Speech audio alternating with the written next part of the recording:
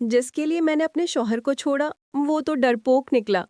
میں وہ بدقسمت ہوں کہ جو چاہا نہ پا سکی۔ شادی کے بعد کبھی کوئی خوشی نہ ملی۔ بچوں کی خاطر دکھ اٹھائے مگر سسرال والوں نے مجھے مٹی کا برتن سمجھ لیا تھا۔ اس عمر کے برسوں سے عادی ہو گئی تھی۔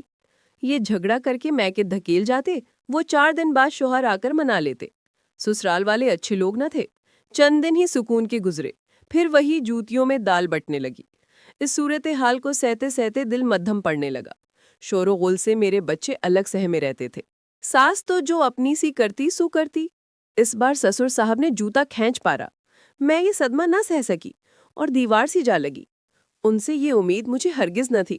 وہ میرے بزرگ تھے، ان سے مجھے ہمیشہ مہربان اور شفیق ہونے کی توقع رہتی تھی۔ وہ عورتوں کی باتوں میں نہیں آتے تھے، مگر اس بار وہ بھی عورتوں کی باتوں میں آ گئے۔ میرا یہ مان ٹوٹ گیا کہ اس گھر میں کوئی میرا ہمدرد اور غم خوار بھی ہے۔ یہ رنج کم نہ تھا کہ اس کے بعد جو آفت ٹوٹی اس نے سیلاب بن کر مجھے گھر سے باہر ہی پھینک دیا۔ بات تو معمولی تھی، اشتداد ملنے سبھی کے آتے تھے۔ ایک روز میری خالہ زاد بہن شکیلہ اپنے دیور قاسم کے ہمراہ ملنے آ گئی۔ کھانے کا وقت تھا، ان کی خاطرداری کرنا ہی پڑی۔ اس روز میرے ساس سسر بیٹی کے گھر گئے ہوئے تھے، شوہر بھی کام پر جا چکے تھے۔ شکیلہ اور ان کا دیور قاسم دوپہر کا کھانا کھانے کے بعد جانے ہی والے تھے کہ ساس سسر آ گئے۔ خالہ جی نے مجھے مشکوک نظروں سے دیکھا اور کمرے میں جا کر فون پر شوہر سے کچھ باتیں کرنے لگی۔ میں نے دھیان نہ دیا۔ مغرب کو میرے میاں آ گئے۔ خالہ جی نے نیا قصہ شروع کر دیا۔ آخر ان مہمانوں کی اتنی خاطر تواضع کرنے کی کیا ضرورت تھی؟ جو تھا وہی کھلا دیتی۔ میری بہن کے ساتھ اس کا دیور بھی تھا۔ خالہ جی اگر دیور کے سامنے اچھا کھانا نہ رکھتی تو بہن کے سسرال میں سبکی ہو جانی تھی۔ تبھی اچھا کھانا بنایا تھا۔ وہ بولی، میں سب سمجھتی ہوں۔ بہن کے دیور سے ماضی میں کچھ تعلق رہا ہوگا جو یوں دن بھر ان کی خاطرداری میں لگی رہی۔ اتنا بڑا بہتان انہوں نے مجھ پر ٹھوکا تو آنکھوں سے آنسو نکل آئے، صدمے سے زبان گنگ ہو گئی۔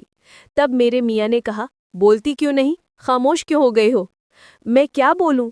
بات ہی ایسی کہی ہے خالہ جی نے کہ اب بولنے کی گنجائش ہی باقی نہ رہ گئی۔ خالہ جی جھگڑا بڑھانا چاہتی تھیں، بولی، دال میں کچھ کالا ہے۔ اب یہ کچھ بولے بھی کیسے؟ یہ سنگین الزام سن کر رونے لگی۔ جس نے شادی سے پہلے کبھی کھڑکی سے باہر نہ جھانکا، میرا کلیجہ شک ہونے لگا۔ مگر وہاں میرے رنج و غم کی کس کو پرواہ تھی؟ محمود نے مجھے پسند کیا اور ماں سے ضد پر اڑ گئے کہ ہیرا سے شادی کرنی ہے۔ ساس نے بیٹے کی پسند سے شادی تو کرا دی مگر اب میرے گھر میں بسنے کا غم تھا، سو مجھے بالآخر گھر بدلنے کا موقع ہاتھ آ ہی گیا۔ اس بہتان کی پاداش میں میکے آئی تو دل نہ تو ان تمام صدمات سے سنبھلا تھا، محمود نے بھی مجھ سے بے رخی بڑھا لی تھی، بات چیت بند کر دی تھی۔ شوہر کی اس بے اعتنائی پر دل باغی ہو گیا۔ جی چاہا کوئی مل جائے تو فوراً آشنائی کر لوں۔ جو انہوں نے ناحق کا بہتان لگایا ہے اس کو سچ کر دکھاؤں۔ غم اور غصے کے بادل ذہن پر چھا گئے تھے۔ جس قدر سوچتی رنج کی سلگن بڑھتی ہی جاتی۔ کافی دن اسی دکھ میں گزر گئے۔ کچھ زہریلی سوچیں کچھ پر شہد کی مکھیوں کی طرح حملہ کر دیتی اور کبھی دل میں بغاوت بچھو کے ڈنک کی طرح سر اٹھانے لگتی۔ تب شدت سے کسی ایسے کی ضرورت محسوس ہوتی جسے اپنے دل کا غم کہہ سکوں۔ ایک دن قاسم ہمارے گھر آیا۔ بیٹھک میں امی نے اس کو بٹھایا، بتایا کہ تم اپنی بھابھی کے ساتھ میری بیٹی کے گھر گئے، تمہاری وجہ سے سسرال والوں نے اس کو گھر سے نکال دیا ہے۔ قاسم کو یہ بات سن کر صدمہ ہوا۔ امی سے کہا کہ مجھے ہیرا سے بات کرنی ہے۔ میں اس کے سامنے گئی تو معافی مانگنے لگا۔ کہا کہ شکیلہ بھابھی کو بھائی جان مصروفیت کے سبب تمہارے گھر نہیں لا رہے تھے، تبھی میں ان کے ساتھ آ گیا تھا۔ مجھے علم نہ تھا کہ آپ کے سسرال والے بدگمان قسم کے لوگ ہیں، ورنہ میں کبھی نہ آتا۔ خیر، جو ہوا سو ہوا۔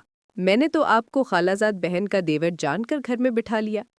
پہلی بار آئے تھے، خاطرداری کی تھی، کیا معلوم تھا کہ ایسی تہمت لگے گی۔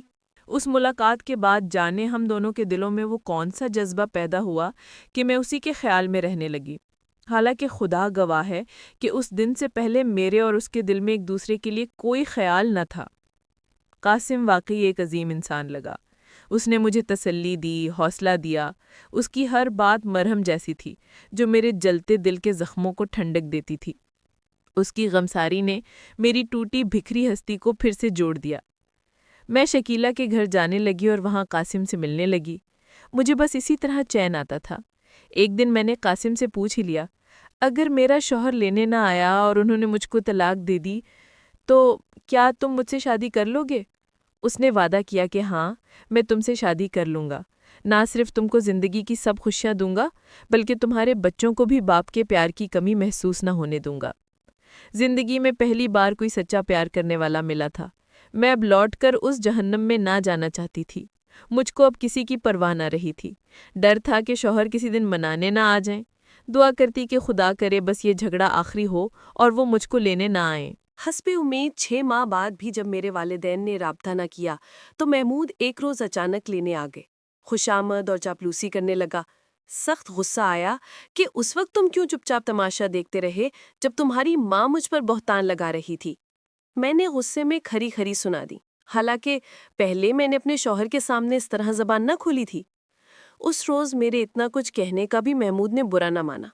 قسمیں کھانے لگے، اب ایسا نہ ہوگا، اگر کسی نے تم سے زیادتی کی تو میں تمہارے واسطے ان سے لڑ پڑوں گا۔ داماد کی ان باتوں نے میرے والدین کا دل موم کر لیا۔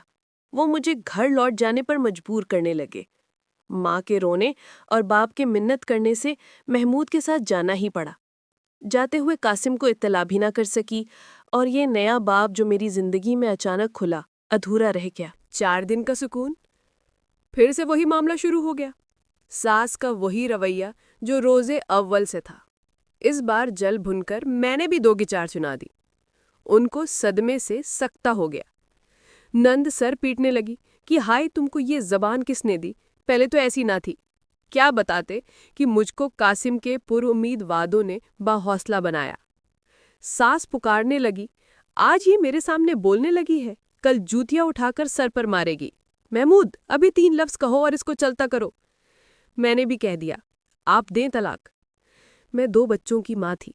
میرے طلاق کا سن کر قاسم اس قدر گھبرایا کہ گھر سے غائب ہو گیا۔ اس کے گھر والے بھی پریشان تھے۔ سبھی نے کافی دن انتظار کیا، اس کا سراغ نہ ملا۔ تبھی ایک روز میں اس کے دوست ثاقب کے پاس چلی گئی جو ہمارے راستے سے واقف تھا۔ جب میں ثاقب کے گھر گئی وہ اکیلا تھا۔ اس نے میری آؤ بھگت کی، مجھے راضی کیا کہ اس کے ساتھ لاہور چلوں جہاں قاسم میرا انتظار کر رہا ہے۔ وہ یہاں تم سے کبھی شادی نہیں کرے گا کیونکہ وہ اپنے رشتہ داروں سے ڈر گیا ہے۔ میں ثاقب کی باتوں میں آ گئی اور اس کے ہمراہ لاہور آ گئی۔ دونوں بچوں کو والدین کے گھر چھوڑا، سوچا شاید ہم کو رقم کی ضرورت پڑ جائے، زیورات بھی ساتھ لے لیے۔ لاہور پہنچ کر ثاقب نے مجھ کو ہوٹل میں ٹھہرایا۔ وہ 2 دن تک صبح شام یہ کہتا رہا کہ قاسم آ جائے گا، مگر وہ نہیں آیا۔ تیسرے روز وہ بولا، میں نے تو کافی دھارس دی تھی لیکن وہ انتہا کا ڈرپوک ہے، تم چاہو تو 2-4 دن اور انتظار کر لو، مجھے ضروری کام ہے، 2 دن بعد آ سکوں گا۔ میں نے پوچھا وہ ہے کیسا؟ بتایا کہ برے حال میں ہے، جو رقم لایا تھا وہ تمام ہو گئی ہے۔ تبھی میں نے روپے اور زیورات اس کے حوالے کیے کہ اس قاسم کو دے دو تاکہ اس کو سہولت ہو اور وہ آ جائے۔ ثاقب تو چلا گیا، خدا جانے ہوٹل کے مینیجر کو کیا کہہ کر گیا تھا کہ وہ صبح شام کھانا بھجواتا رہا۔ ہوٹل کا مینیجر شریف آدمی تھا۔ تیسرے روز وہ خود آیا اور مجھ سے احوال پوچھا۔ اب میں گھبرا چکی تھی۔ اس کو مختصر کہانی سنا کر کہا کہ بھائی اب گھر واپس جانا چاہتی ہوں، مگر روپے وغیرہ ثاقب بھائی کے حوالے کر چکی ہوں کیونکہ ہوٹل میں رقم اور زیورات رکھنے میں خطرہ تھا۔ وہ شریف آدمی کہنے لگا، نادان بہن، تمہاری عزت سے زیادہ کوئی شے نہ تھی اور تم ہوٹل کے کمرے میں اکیلی پڑی ہو۔ اس نے مجھ کو ٹکٹ کی رقم اور سفر کا خرچہ دیا۔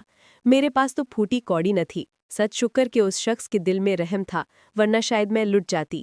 5 دن بعد گھر آئی والدین پریشان اور بچے رو رو کر ہلکان تھے۔